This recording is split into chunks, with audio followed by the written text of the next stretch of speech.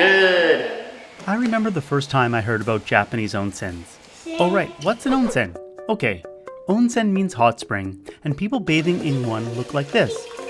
But there's also sento, which is a public bathing facility. People bathing in one look like this. Yeah, unless you know where the water is coming from, they can look exactly the same. The main difference is that onsens use natural spring water, whereas sentos use heated tap water. But as always, Osaka sometimes does it different, and onsens can be sentos, so read the fine print if you really want to know more. But back to my story about how I first heard about onsens. In my youth, when I used to work summers as a painter, my coworker told me about his trip to Japan with his Japanese girlfriend. I was quite surprised to hear they visited a mixed bathing facility where, yes, they were both naked. I know certain Europeans just love to flaunt their nudity, but as a Canadian, this felt all sorts of wrong. Just so you don't get the wrong idea, nowadays, most Japanese public bathing is done with the same gender. But still, I thought, how could bathing naked with a bunch of other dudes be relaxing? Why do Japanese love bathing? Well, let me tell you. Have you ever read Shogun? If you have, or if you've seen the TV miniseries, you'd totally know. Oh no.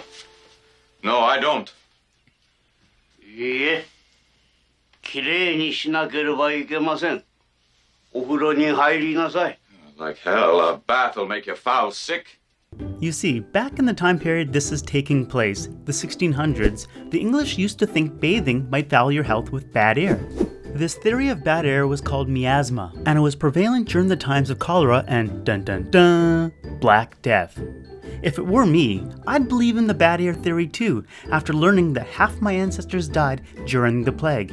But having been mostly closed off to the world at this time, the average Japanese villager would have thought this theory plain crazy. サイです。お風呂、お風呂。 Get out of my way.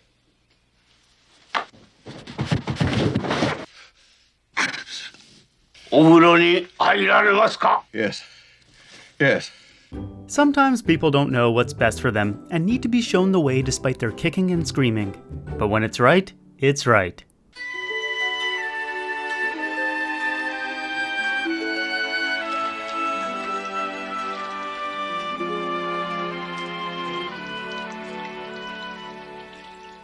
But I've gotten ahead of myself. Bathing in Japan started off so long ago, we're talking about over 1,000 years, that historians don't have conclusive reasons for how it got started. A simple explanation can be that since Japan is a volcanic island and is chock full of natural hot springs, it was bound to happen that people would want to get naked and jump in. Most history texts I've read posit the start of onsen culture in Japan was associated with Buddhist temples and religious bathings. Bathing at a temple was first a thing only for priests, but then it opened up to the sick who could benefit from the healing powers of the natural springs, which were full of acids and minerals. Then the rich heard about this and thought, hey, I'm going to build one just for me, because why share? By the 1600s, also known as the beginning of the Edo period, two types of commercial bathing were popular in Japan. In the east, think Tokyo, which is formerly called Edo, hence the name of the era, there were bathhouses with pools of water called yuya, which literally means hot water shop. In the west, think Osaka, bathing was more about the steam and called mushiburo, which literally means steam bath. Is this usual? I mean, for you to be... To be sharing your bath? In 1869, at the start of the Meiji period, laws were put in place to separate bathing by gender. In Japan, Anjin-san, we have no shame of our bodies.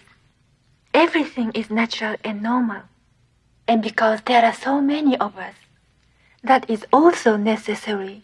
Apparently, the American commander, Commodore Perry, thought that doing so wasn't moral. And then the Japanese government was like, oh no, let's stop this. Then some Japanese proprietors said, you want me to build a whole new bathhouse just to separate the people? How about I put this small board here to divide it? That didn't always stop the peepin' Tanakas.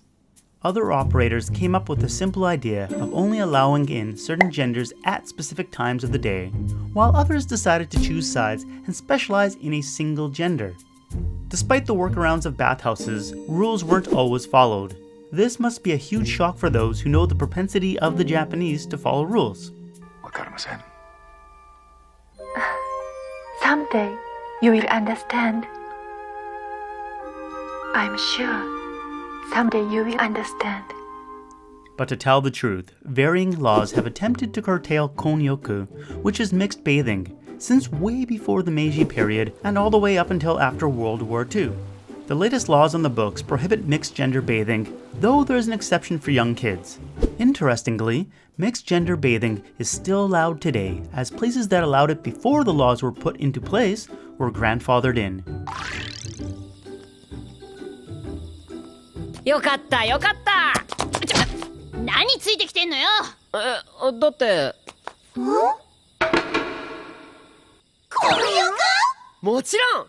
混浴だよ。 By the time we hit the 1970s, we reached peak bathhouses. Population was booming and the economy as well.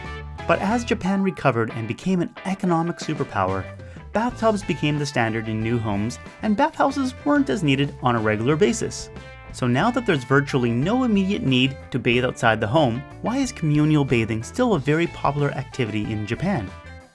If you've ever seen Japanese dramas, animes, or TV shows, you've probably witnessed a group bathing scene.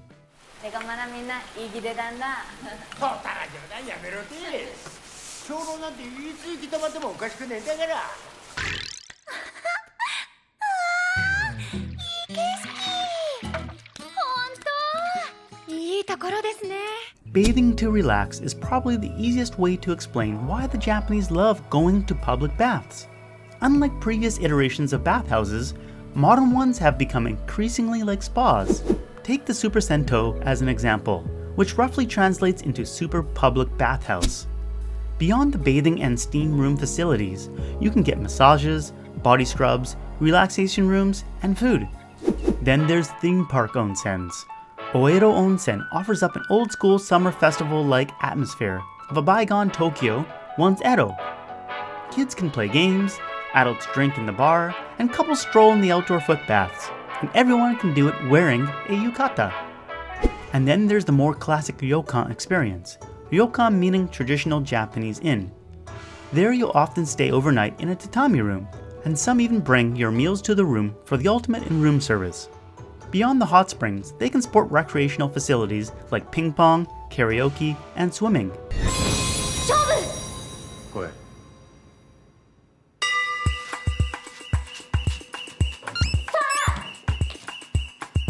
In Japan, clean is beautiful. Really, the kirei kanji means clean, beautiful, pretty, and pure all at once. This is also why toilets, for the most part, are separated from bathing areas. It's also why you take off your shoes before entering a home. And it's also why you'd wash yourself before entering the bath. Let me wash my body and go there. How does it feel, Shinta? Good. Because clean is beautiful. Something I didn't quite believe at first was the healing powers of the hot springs. Japan has had many scientists studying their properties over the years.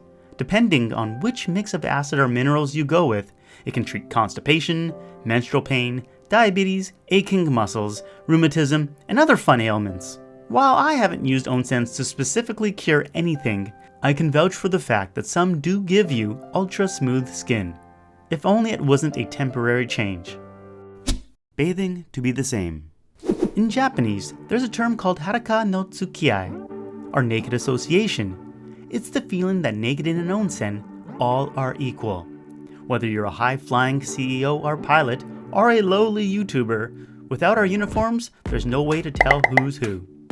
This is closely related to a pseudo-English Japanese word, Skinship. It describes intimacy between mother and child. Now it has a broader meaning of bonding through physical contact, whether it be hugging or bathing with children. Let's go to the floor! When my children were born, the hospital in Canada encouraged me to go skin to skin with my babies, so I think this skinship thing is not an entirely foreign concept to the West, although I think we stopped practicing it just a little bit sooner than the Japanese. All things aside, cost may be another simple answer for why Japanese love to bathe so much.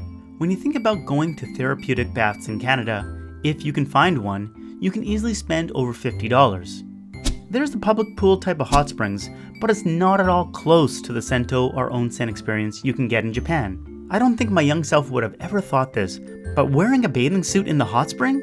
Gross! Hey, if you've ever tried going naked in a hot spring in Japan, and then prefer the hot springs in Canada with a bathing suit, please let me know. I'd be surprised, but curious to know why. In Japan, you can usually get into a public bath for under $10, although if it's a fancy or themed one, the price could be double or triple. Take the hot spring town we visited. We paid 1,600 yen for a pass to see 3 of the top ones there. Food is also generally not spa priced. You can get a decent meal for under $10. So really, you can get dinner and a hot spring at your local Super Sento for under $20. Perhaps the real reason Japanese love bathing is the natural animal instinct to do so. A special thanks goes out to all those that made this video possible. Thank you so very much. Do you like getting naked and bathing together where you're from? Oh, and one last thing. Did you know that there's a Shinto practice? Shintoism is Japan's other major religion, by the way, called misogi. It's ritual purification by water, very cold water. Some have put forth that this is the real start of bathing in Japan.